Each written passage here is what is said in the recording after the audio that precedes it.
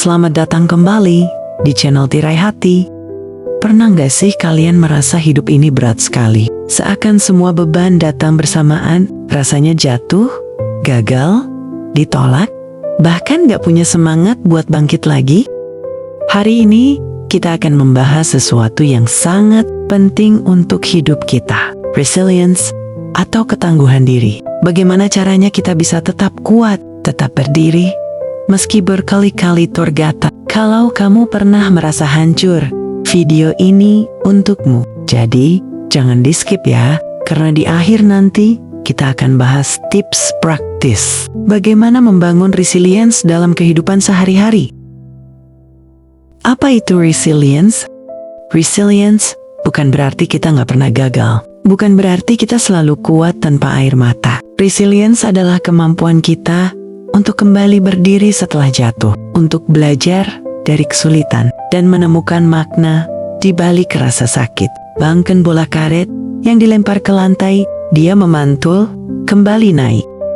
Nah, begitu juga dengan manusia yang tangguh. Kita bisa jatuh, tapi resilience membuat kita bangkit, dan bahkan jadi lebih kuat dari sebelumnya. Kenapa resilience penting?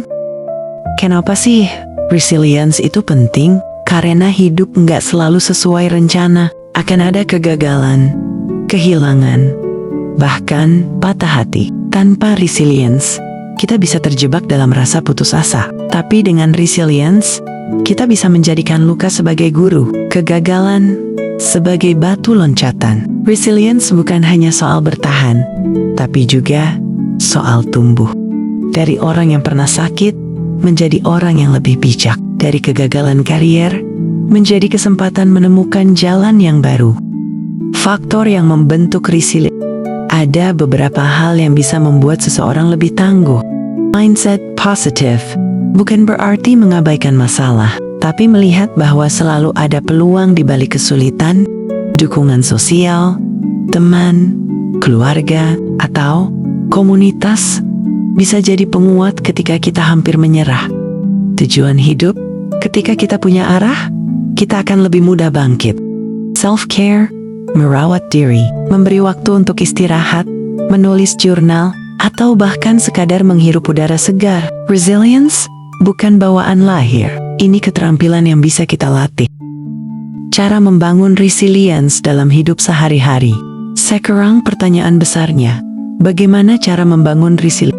Belajar menerima, bukan menyangkal. Akui rasa sakit, akui kegagalan. Dari situlah langkah pertama dimulai. Ubah pertanyaan dari kenapa ini terjadi padaku menjadi apa yang bisa aku pelajari dari ini. Bangun kebiasaan kecil, seperti menulis 3 hal yang kamu syukuri setiap hari, olahraga ringan, atau tidur cukup.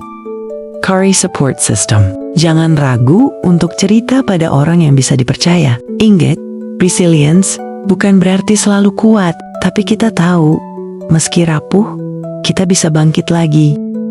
Sahabat Tirai Hati, resilience adalah seni untuk bangkit. Kita semua pernah jatuh, tapi yang membedakan adalah siapa yang memilih untuk kembali berdiri. Jadi, kalau kamu lagi merasa lelah, ingatlah, kamu lebih kuat dari yang kamu kira. Teruslah berjalan, sekecil apapun langkahmu, karena setiap langkah itu berarti.